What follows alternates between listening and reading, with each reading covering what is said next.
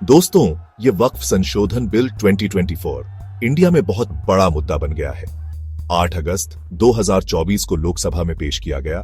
ये बिल मुस्लिम charitable properties, जिन्हें वक्फ कहते हैं, उनके मैनेजमेंट में बड़े बदलाव लाना चाहता है।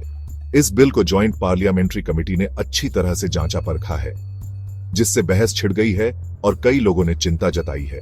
ये बदलाव वक्फ प्रॉपर्टीज के मैनेजमेंट में ट्रांसपेरेंसी, जवाबदेही और एफिशिएंसी लाने के लिए हैं। सरकार का कहना है कि अभी के कानून पुराने हो चुके हैं और उनका गलत इस्तेमाल हो सकता है।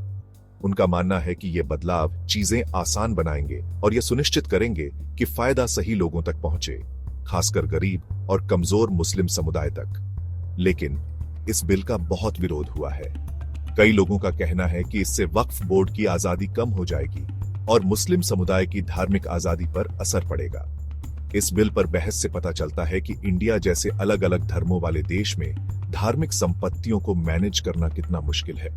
इस बिल का नतीजा इंडिया में वक्फ मैनेजमेंट के भविष्य के लिए बहुत अहम होगा।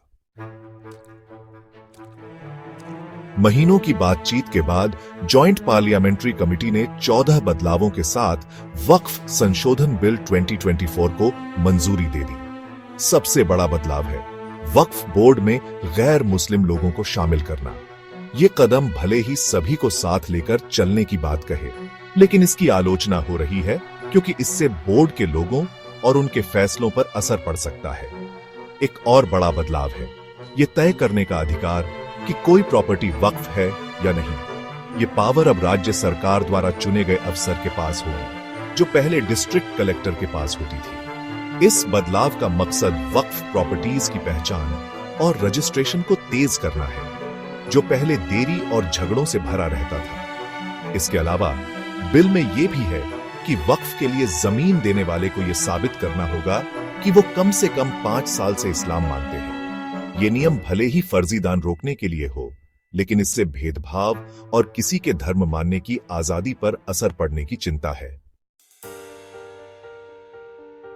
वक्फ बोर्ड में कम से कम 2 गैर मुस्लिम लोगों को शामिल करना पुराने ढांचे से एक बड़ा बदलाव है।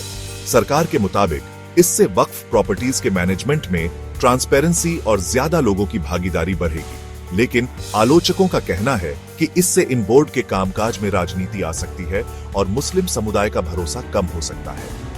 वक्फ प्रॉपर्टी तय करने का अधिकार डिस्ट्रिक्ट कलेक्टर से राज्य सरकार द्वारा चुने गए अफसर को देना भी एक बड़ा बदलाव है।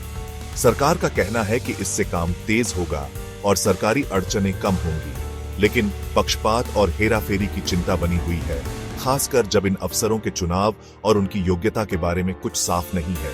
बिल उन वक्फ प्रॉपर्टीज का भी मामला सुलझाना चाहता है जो रजिस्टर्ड नहीं है, जो देश में ऐसी संपत्तियों का एक बड़ा हिस्सा है। नया कानून पुराने मामलों पर लागू नहीं होगा, यानी पहले से रजिस्टर्ड प्रॉपर्टीज पर इसका असर नहीं पड़ेगा, लेकिन इन गैर रजिस्टर्ड प्रॉपर्टीज के भविष्य और आगे झगड़ों की संभावना को लेकर चिंता बनी हुई है।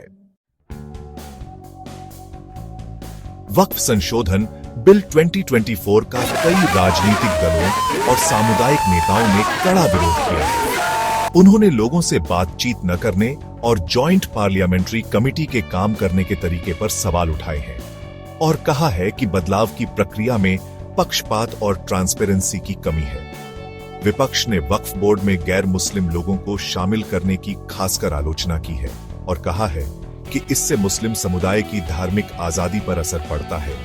उन्होंने वक्फ प्रॉपर्टी तय करने के अधिकार में बदलाव पर भी चिंता जताई है और डर है कि इसका इस्तेमाल मुस्लिमों की जमीन को निशाना बनाने और जब्त करने के लिए किया जा सकता है। विपक्ष के विरोध और ज्यादा बातचीत की मांग के बावजूद ज्वाइंट पार्लियामेंट्री कमेटी ने अपनी समीक्षा पूरी कर ली है।